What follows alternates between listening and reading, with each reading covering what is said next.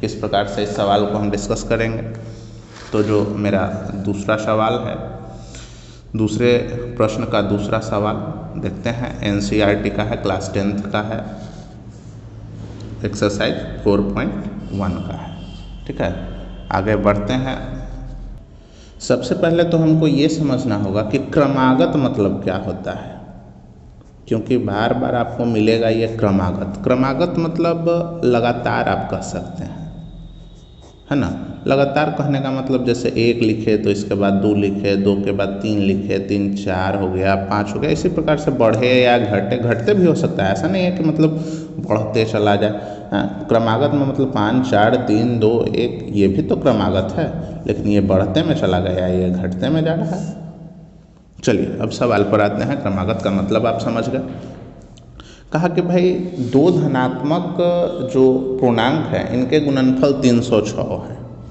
तो 2 धनात्मक पूर्णांक कब होगा? माना कि प्रथम धनात्मक पूर्णांक, माना कि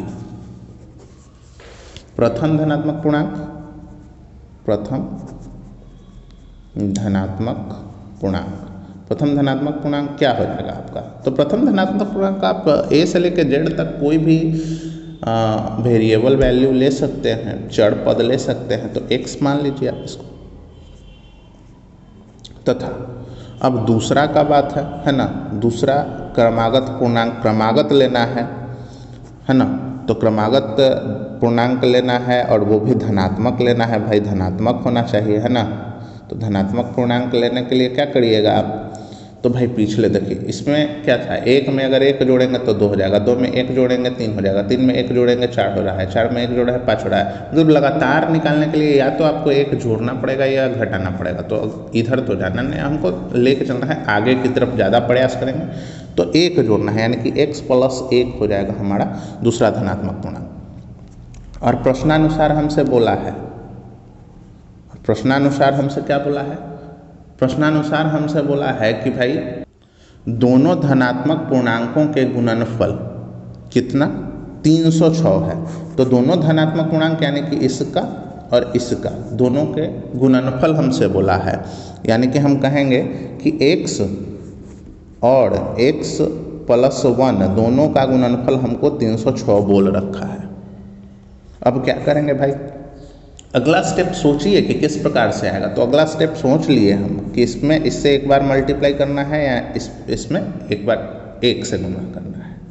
तो x में 1 से करेंगे x², x में 1 से करेंगे प्लस का x हो जाएगा, अब बराबर का 306 हो जाएगा। मैंने यहाँ एक और बात मैंने आपको बतलाया है, आप प्रयास करेंगे कि जो आपका फर्स्ट पार्ट है, जो पहला पद है, ये हमेशा धनात्मक रहे।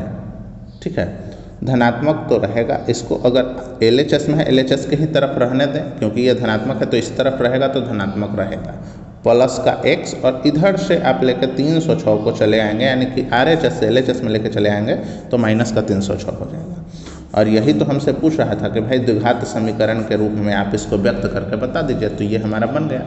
अब आपको पता चल रहा होगा, हमने इस वीडियो में डिस्कस किया NCERT maths book class 10th का एक्सरसाइज 4.1 का दूसरा सवाल।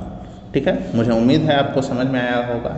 चलिए इस मिलते हैं इसी प्रकार के अगले वीडियो में। तब तक हंसते रहिए, मुस्कुराते रहिए, शेयर करते रहिए और पढ़ते रहिए। जय हिंद, वंदे मातरम।